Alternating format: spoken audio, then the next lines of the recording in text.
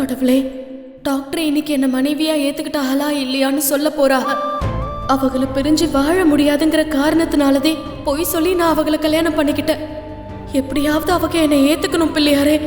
அவங்க என்னை ஏத்துக்கலன்னு சொன்னா அதுக்கப்புறம் நான் வாழறதுல அர்த்தமே இல்லை.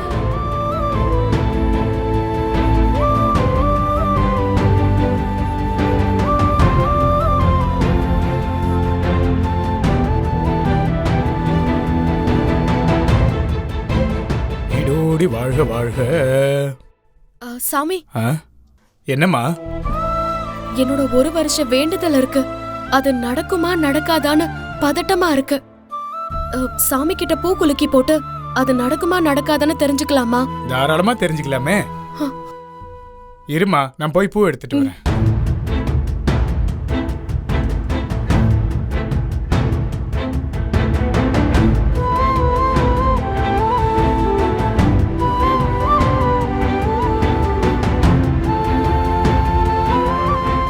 இங்க பாருமா, இது சிகப்பு பூ, இது வெள்ளைப்பூ.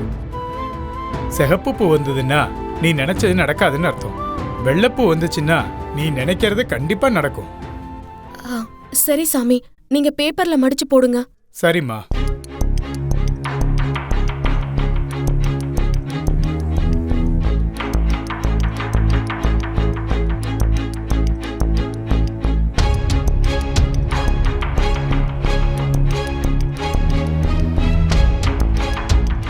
சாமியை நல்லா வேண்டிக்கிட்டு கண்ணை மூடிக்கிட்டு ஒன்று எடுமா.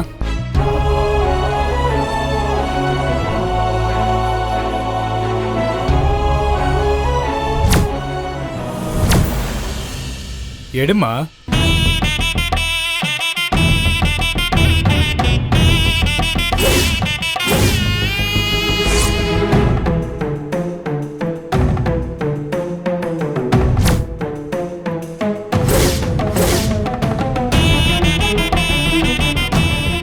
பிரிச்சு பாருமா.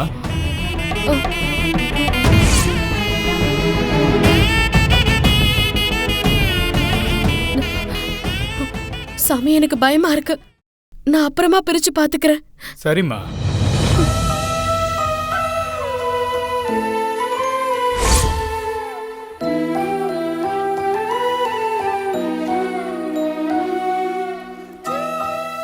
பிள்ளையாரே, நான் எடுத்திருக்கிற இந்த பூ வெள்ளை பூவாதே இருக்கணும். பிள்ளையாரே, என் டாக்டர் என்ன மனைவியா ஏத்துக்கணும்.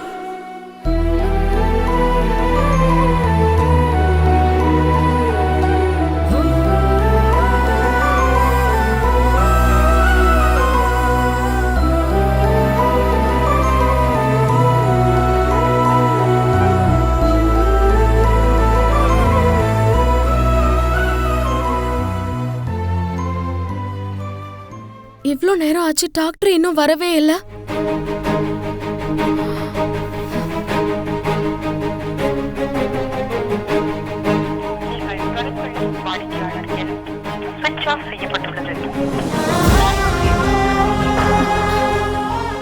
என்ன டாக்டர் போன சுவிட்ச் ஆஃப்னு வருது? மலைக்கோவில்ல வெயிட் பண்ண நான் வந்து என் முடிவை சொல்றேன்னு சொன்னாங்களே.